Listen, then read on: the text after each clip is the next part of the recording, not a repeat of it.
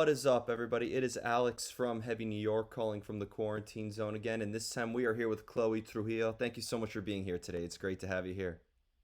Thank you for having me. Yeah, it's so awesome to have you here. I was just listening to Mothers of a New Nation. It's a beautiful album, and thank you for giving us some great new music to, wait out these rather dire times with.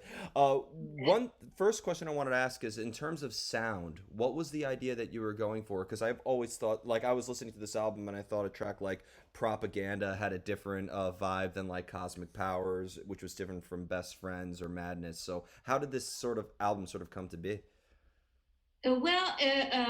It's like almost as if I just followed what each song wanted to do. Like it's kind of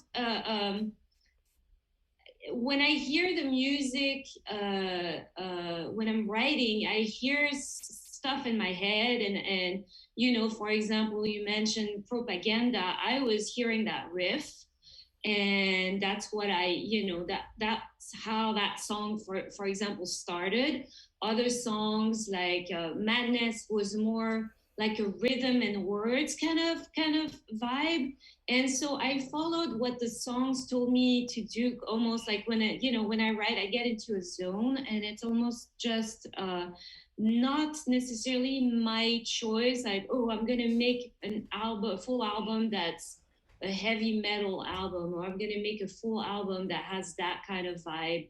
It was really just following my intuition and following what that song wanted me to convey. So yeah, they're all kind of different. What links them together, it's all because what, I was actually questioning myself releasing this full album, thinking, oh wow, they're all kind of an eclectic mix of songs.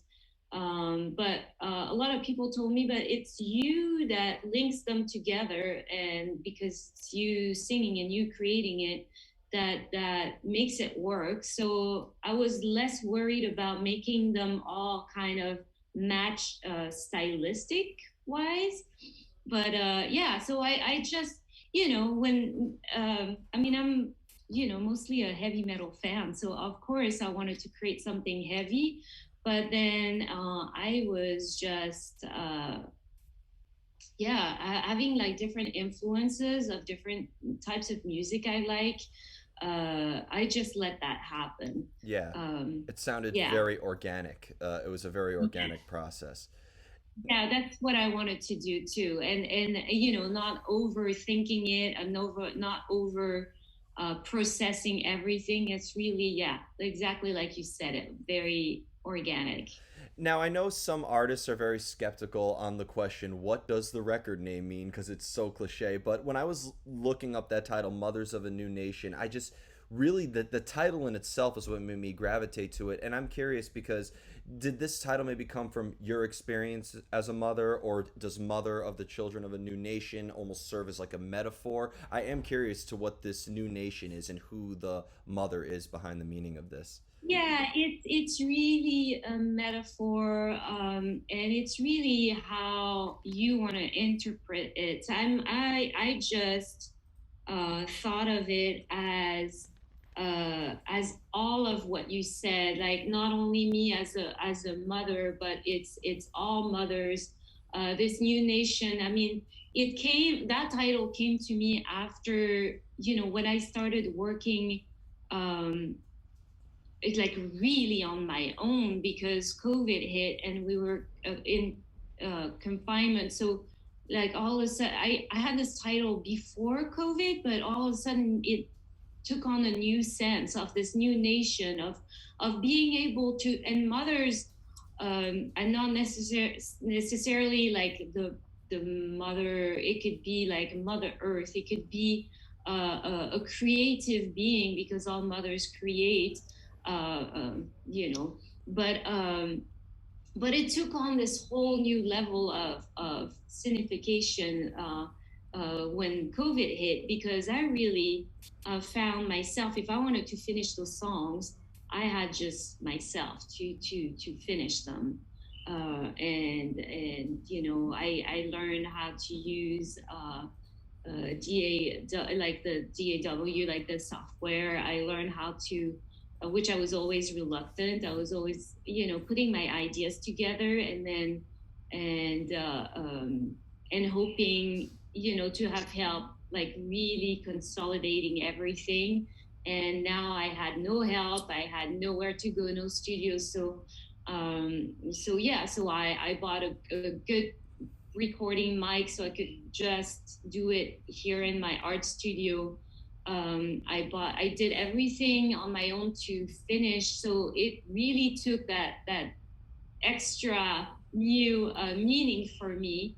And then the new nation, I think I'm trying to see things as a positive, and the new nation is like, okay, we're being aware of what, different things that are going on in the world, and now this is like, a new consciousness, a new nation of, so this is, it's all of it. It's all of it. I could go on and on, Yeah. but yeah. It seemed like it almost seems like that the record took on a new meaning and took on new purpose and had a whole new level of context after the pandemic hit, which has been the case for a lot of albums. I mean, there are albums that came out when our first lockdown happened, and they just made so much more sense coming out at Yeah, that time.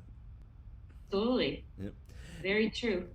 Now, I have always admired people who work in multiple mediums of creativity, both visual art and music as well. And being that, like I mentioned before, I've always thought that your visual artwork was very vibrant and had multiple colors and multiple meanings. And does that at all, because being that every song sort of played by its own rules and there was a lot of vibrancy in the album, was there a similar energy that you put into the making of music as you do when you make visual art? Or do you consider visual art and music two separate forms of expression? No, they totally work together, and actually, I do create them almost not simultaneously, but very much together. I would be painting, and when I paint, I'm in a certain state of mind. I'm kind of in a meditative space, and things come to me, and all of a sudden I'll have words that come to me, lyrics that come to me, melodies,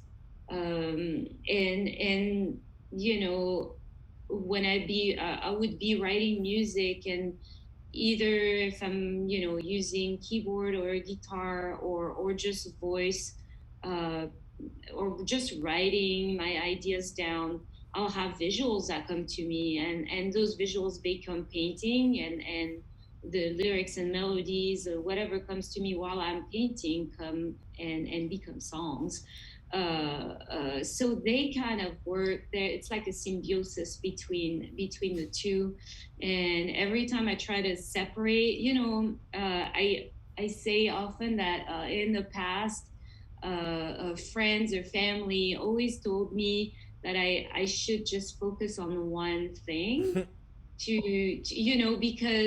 because that's how it works, and that's how you get more success. Or in the one, if you focus on one thing, if you focus on different things, then you kind of spread yourself too thin, and you can't really. And every time I try to listen and do that, it never worked out for me. It's always, it just needs to be this just flow of creative energy, and I cannot block it, because if I block one, then the other one gets also blocked in a way. It's just like the more you create, the more there's creative energy that flows through you. So for me, it always worked together, and they one inspires the other, and so they're very much alike. I should say, yeah. I'd imagine too that inspiration strikes when you least expect it, right? Like, like when you sometimes at very inconvenient times, it's not like you have a place that you have to go to in order to cultivate ideas, right? No, not at all. And then often, actually more and more now, it's in my dreams I have songs that come. and then I'll wake up and I'll grab my phone and try not to wake up the family or my husband or anybody, and I'll go in a different room and just whisper the idea and then go back to sleep. And then the next day I'll be like, what was that song? So it's just, no matter where you are, it just, sometimes driving, or it just happens, and whether it becomes a song after or not, or sometimes I let my ideas dormant for a few years, and then I listen back and I'm like, oh, I want to do, now is the time, I want to finish this idea up, and make it a song, or if I'm writing a song, like I was saying earlier, and I have visuals that come to me, I might sketch something. I might not be in my art studio where I can actually paint. I don't. And so I might be traveling, I might be in the car, I might be somewhere else. So I'll just sketch something. I always carry a sketchbook with me and a notebook. Good idea. Um, yeah, always, because you never know. And then sometimes it's good, sometimes it's bad, but whatever, you just put it down, and you can always revise it and work on it more later. But at least it's there. And Well, I think the more you let it happen, just like I said, it just keeps coming. It likes being, but do yeah. you, as an artist, I've always had the hardest time of putting things down and coming back to it later because I feel like that almost makes it harder to capture a moment. Like, do you find it maybe like I know. the longer you work on something, the harder it is to kind of maintain that inspiration that initially started the idea? Yeah. I know it's more laborious. I don't know if that's an English term too, uh, but it requires more effort to go back to an old idea, like you said. Like there's something really great about creating in the moment, and even with painting, I mean, there are times where I have a visual that's so strong, and if I'm, by my art studio or in my art studio when that happens, and I have all the materials I need at hand, and I could just go for it, it's a very powerful and intense experience. And I noticed that most of the paintings I have made that way uh, are being received with the most um,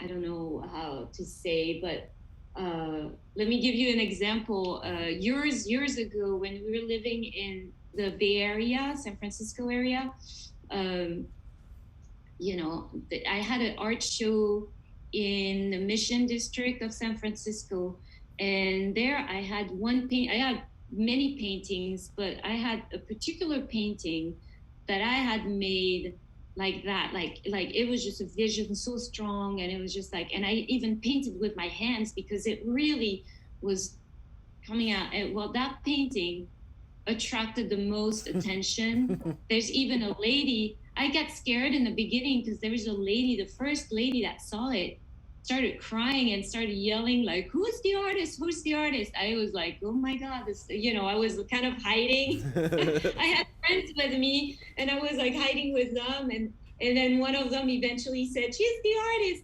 and she came to me and she said, "Oh my god, you're painting, I had this exact image in my dream like 2 nights ago." It's crazy, and I believe information is in the air. It's all there. We tap into it, and we're all connected somehow. But that painting was really uh, getting a lot of attention, and it's the one that really came like just like that, and it happened many times. That was the first time it happened to me, and it was so kind of freaky, intense, and like, okay, I don't know, that was really just a confirmation of what I thought. It's just Yeah. when you're really letting go without censoring yourself and without questioning things, then it really is meaningful, and it's meaningful to you, and it's meaningful to others. I mean, the way they perceived it and they received it. was quite amazing. So Is it hard though to maybe if people ask you like what the meaning of it was or what was going through your mind or what are you addressing through this? It's always harder to talk about those because there was such an emotional spark that you can't get back. yeah, it's hard, and that's why, you know, in when it first happened, that experience that I tell you, and then people are asking me the meaning of exactly, you know, like what was going on through my mind, or how did that come about, and all this stuff, and I started thinking about all my paintings, and I started trying to analyze them and write things about them. Well, two things came out of it. It's just once I started analyzing them, I realized it's like, you know, when you try to analyze your dreams, and some dreams are really like freaky. You don't know, you know, all of a sudden you talk to this person, but they don't look like they look in real life, and you but you know it's them in real life, or you have like, or you can be flying, or you can have all kinds of images that come to that don't make sense, but symbolically when you analyze them, they do make sense. And it was the same way with my paintings, because there's a lot of symbols in all of my paintings, and if I every time I took the time to analyze what they mean to me, I the whole painting would make sense. And sometimes I also paint words that just come to me, and then, oh, that word is exactly what is supposed to be, or the colors.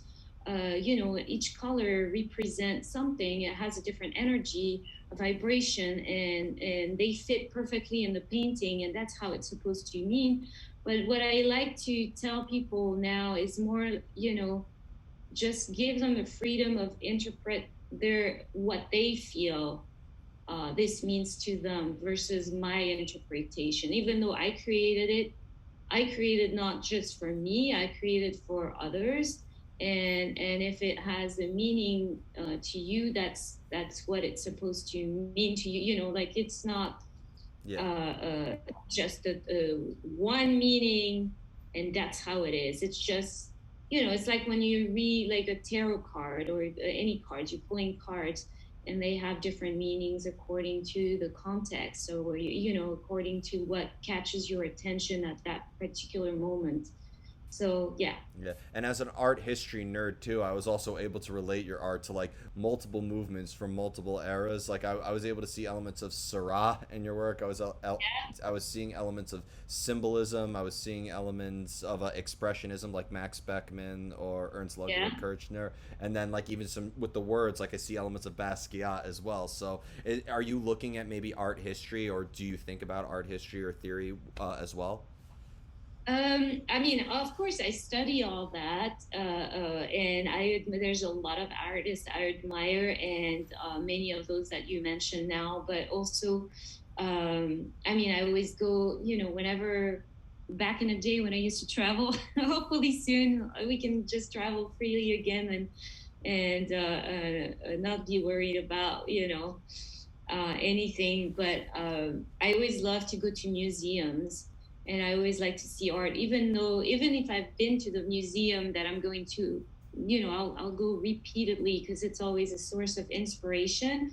But when I do paint, I don't think of, you know, I clear my mind of everything, and I try to be true to myself and try to be true to what I'm creating without any external influences. But you're gonna always have influences because they're your experience, they're in you, they're, you know, just like music, you know, there's a lot of music I like, and it's gonna come out in what I create in a way or another. But I don't think of them, uh, you know, I mean, we did these exercises in art school where they ask you, oh, can you do a painting in that style, you know, and then we would, you know, like for example, okay, let's do a painting in the impressionist style. Okay, so there's rules. You cannot use the black color, for example. You know, there's those kind of things. But I never think of this. I just try to be myself, and yeah. Yeah. And do you, and kind of going back to your songwriting process, do you have synesthesia where certain notes make you see certain colors as well? Yeah, well, Yes, more and more. I encountered that kind of thing years ago when I was trying to work on relative pitch and then perfect pitch, and I had many exercises I was doing where you actually, yes, have one note is one color, and when you see the nuances in the colors, then you can hear the nuances in the different notes, and and so I do see it a lot, but I have to put myself in that special mindset, and then yes, it happens like that. Awesome. And the final question I wanted to ask you is the most difficult question of the whole interview. Are you ready? Oh, Okay. I don't know. This can apply to both art and music. How do you know Okay. when you are finished? How do you know when a piece is Yeah, done? that's the most difficult. It's so hard because you can always, whether it's a song or a painting, you can always do more. And I think it's just you have to make a decision like this is done and not look at it again or not like, I mean, you have to look at it again eventually. But, what helps is deadlines for me. Um, because otherwise I would just kind of, there's this one song. It's so funny. There's a one song that I call right now the piano song, because it's still not finished. I wrote it 4 years ago, and it was an improv on the piano that I really like. And then I recorded it on my phone, and then I added beats to it, and it started sounding really cool. And I added this whispery singing voice to it, and it sounded cool. But then started adding stuff, and I don't know, it is back and forth, back and forth. And now I've come to a point where it's like enough, like it's finished, it's done. Because sometimes adding more or is not necessarily better. Yeah. uh, and I feel that it's I think every artist encounters that same problem. I actually heard, I forgot, it was Picasso, or I forgot which Where artist, they say it's only abandoned. that would always add something right before showing, like right before The an art sculptor, show. the sculptor Alberto Giacometti, I think you're thinking of. Giacometti, maybe, Yeah, yeah. I heard Yeah, it's possible. I was the curator like got into a physical fight with him, like holding him down while they were taking it to. Well, see, and because you can never be really finished. You always feel like you want to do more and more, and it's almost like okay, then you gotta have your will interfering with the creative. Like, okay, it's done. On to the next one. But it's a hard one. It is a hard one. Yeah, it's really like a combination of like strategy combined with strength combined with instinct. It's like everything is fighting. It seems like the most Yes. difficult part is always the end. Yes, absolutely. Yep. I agree. I agree.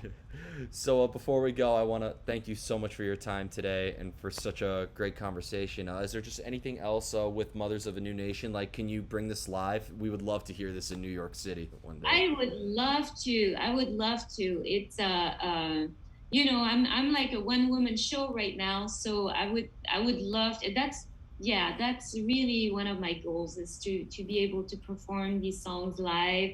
I've done two virtual lives. It's not the same. No. You're just facing the camera, and I mean, it was good in a way because I got to do it in a time where everything was closed, and I didn't need to find a band because I was like playing off the tracks and still singing live, but uh, it's not the same, because I love that interaction with people, and just similar to art shows. My family was able to have a couple of art shows with real people in a real gallery since lockdown, and it's just a different vibe. It's just, the Yeah. connection is always better. So I do hope so. That's the next step. Yeah. Human And I interaction will never. appreciate you being like a great questions, because you I could tell that you've you've also like artists, and yeah, it's great. Yeah, again, I wrote about you to get into my art school, so you were part of my That's college great. portfolio. And I would love to see maybe like have you ever done a gallery slash showing slash performance? Like, have you ever played in the gallery? That would be a great like combination. We could I really get know into your state of that's mind. what I want. I've been wanting to do. I've done, with my designs and my music. I've done like fashion shows where I did performing. Yeah, I did perform some songs, but that was a long time ago. I always, since they go together, I've always either pictured, performing in a space where all my artwork around, whether it's a venue and even if it's projections of my paintings in the back, or in a gallery where I would be performing. I think it would be amazing to bring everything together in one space, and yeah, so I'll be at that show. hopefully very soon. Oh, sounds good. But thank you so much, Chloe. Everybody, we are here with Chloe Trujillo. Be sure to check out Mothers of a New Nation. This is Alex from Heavy New York, and we will see you next time. Thank you so much.